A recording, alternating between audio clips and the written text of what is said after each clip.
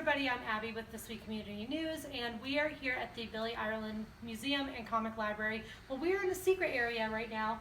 Caitlin, tell us a little bit about where we are and what we're doing back here. Sure. So I'm Caitlin McGurk. I'm the Associate Curator for Outreach here at the Billy Ireland Cartoon Library and Museum, and this is our vault. So although the public can access our collection in our museum and in our reading room, this space is limited to the people who work here, and this is where we keep everything.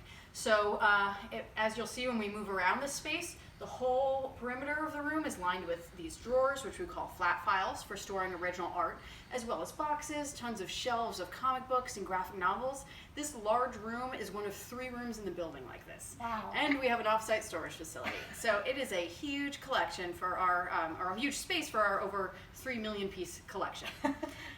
What we're standing in front of right now are some examples from our animation collection. Animation is actually not the main focus of our library, but since we are donation-based, we've happened to have gotten a lot of really great animation original art in as donations, and we like to show it off. So these pieces up here, up front, are from a film called Gertie the Dinosaur from 1914, which was done by an artist named Winsor McCay. Winsor McCay actually also got his start in Ohio at the Cincinnati Enquirer, and through this film became one of the fathers of animation. This is one of the first animated films literally ever made. And it was the first animated film with an anthropomorphic cartoon character, which is, you know, the beginning of all cartoon characters as we know it. Yeah. So Gertie was a dinosaur with a female human personality, and McCay created this to be a sort of vaudevillian performance where he would stand on stage in front of the projection screen while the movie was playing and would interact with the dinosaur. Wow. That movie was seen by a very young Walt Disney, and we are extremely lucky to have a lot of wonderful artwork from Disney Studios in our collection here. We have about 500 boxes like this. Oh my gosh. Containing art from both Disney, from Chuck Jones, Warner Brothers, Don Bluth, Fleischer Brothers, you name it. Wow. And over here, this is one of my favorite things in the collection. These are the animation drawings from a very famous scene from Peter Pan that display Captain Hook falling into the crocodile's mouth. And these are the actual originals from the movie. Wow. It can be hard for people to kind of visualize since everything is, you know, so CGI and whatnot now. And fluid. But this is how it was done. It was essentially a flip book. Wow. So these animation drawings would be done, and then the cells would be painted based on them. Wow. These were drawn because of animation is filmed at the frame rate of 24 frames per second. That means 24 drawings per second for these old animated films. Oh, goodness. We are just really lucky to have some of this here. Absolutely. Well, and we'll take a walk through one of the stacks here. Yeah. And see some of the other pieces that you have. And as we already said on our Facebook Live video, you have galleries with paintings on or comics on display and cartoons on display. But this is some of the stuff that you can only find in the catalog, I guess. Yeah, and in our archive, and you can access all of it in our reading room, which is where we'll end up at the end of this segment. So these are the flat files I mentioned, and as you can see, they go on for a while. Each individual drawer can have up to 1,000 pieces of art in it, depending on the size of the piece. Wow. If I open one of these up, we'll find things like piles of the original art for Peanuts, one of the most beloved comic strips of all time. We are really, really lucky to have a large collection of Charles Schulz original art, both from Peanuts and from other comics that he did before Peanuts. Wow. Jeannie Schulz, the wife and widow of Charles Schulz, is a dear friend of our library and a major donor, and we're just delighted to be able to share these pieces with people. Wow. And to even see the size of the originals, I mean, you would never even think how large the originals would be, you know? These pieces I'm holding, these are the dailies, meaning they would run Monday through Friday. And then if you want to see some really large originals, down here, we have the Sunday pages. Wow. So folks might remember that newspaper comics used to be much larger in general, the newspaper comic section, and the comics were larger. So this would be a Sunday page. One of the things that I always like to share with people, especially young students, about Charles Schulz is, you know, that wiggly line of his. Well, if you look at the early work that Charles Schulz did, you don't see that wiggle as much. Yeah. And I often thought that this was an intentional thing. I think of it as, just as more of a characteristic about the comic that ties even more deeply into childhood and childlike drawings. But the reality is that shaky line wasn't done intentionally. It was because Charles Schulz suffered his whole life from something called essential tremor.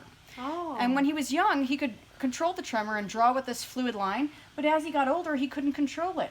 So he, instead of letting his handicap stop him from his creative output, incorporated it into the style of the artwork. Wow. And it made it even more popular, so much so that there were other artists at the time who even tried to mimic that wiggly line, thinking he was doing it on purpose. Oh my gosh. So Wow. a really inspiring man, and just a beautiful artwork to be able to have here in our collection. Yeah, it's really using that to his advantage. Yes. That's crazy. And you can always see a piece of Peanut's original art upstairs in our museum in the Treasures Gallery. Perfect. Oh my goodness.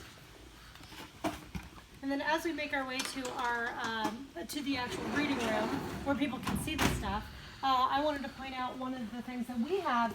One of our This Week former cartoonists, Jim Larrick. There are how many pieces of his here? I think of over 7,000 Over pieces in the 7,000. Jim Larrick collection. Yes, and he, of course, people would know he used to be on our editorial page every week until about a year ago, and this is one of his original pieces. And I'm lucky enough to have a character done of me by him, so Oh, that's I have that awesome. in my possession. But so you can see some of his stuff, and our readers would definitely recognize his work. So now we're going to head out of the archive and into the reading room, and that's the space where anyone can come and access our collection. So I'll hold this door open for you guys.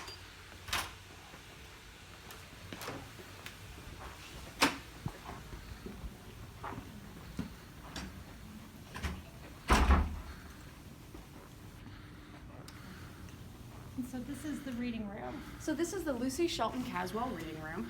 So OSU, I mentioned in our live video, is a land-grant institution, which means it's a public institution. That means our libraries are public, including the special collections and archives like the Billy Ireland.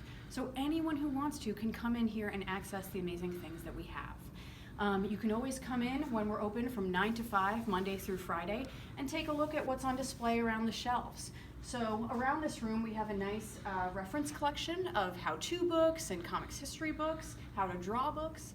A great little browsing library set up for us by Professor Jared Gardner of recent graphic novels, and a dedication area to our founder, Milton Caniff, over there. But you could also come in and make a request from one of the librarians sitting at the front desk. So the librarians over here are absolutely wonderful and quite knowledgeable. This is my colleague Susan Liberator, and always willing to help. So our collection can be a bit intimidating. Over 3 million pieces is a lot to try to comprehend. You can access it through our website, cartoons.osu.edu. You'll see our search tools on the right-hand side. But if you are feeling overwhelmed, you can't figure out what you want to see, just call us, email us, or come in and chat with one of the librarians, and they'll help find the work for you. And it'll all be brought out here into the reading room for you to look through. You can request hundreds of pieces of Disney original art and just come in and look at it. Wow. We have, of course, some specific parameters in place to ensure the security of our artwork. So you'll notice I wear gloves when holding original art. We'll provide gloves for our visitors. We do ask that there's no food and drink in here. We provide lockers for backpacks. No pens, only pencils, stuff like that. But otherwise, this is a really, really accessible facility. We have families come in and want to, read comics to their kids. We have researchers come in from all across the world who are studying and writing about comics. So it's an amazing resource, unique the world over, and I really recommend that some local folks come in and check it out. Yes, and as you've already mentioned, free to the public, which is crazy. Yes. So, perfect. Well, thank you so much, and if you want to know information, cartoons.osu.edu. Yeah, thank you. Thank you.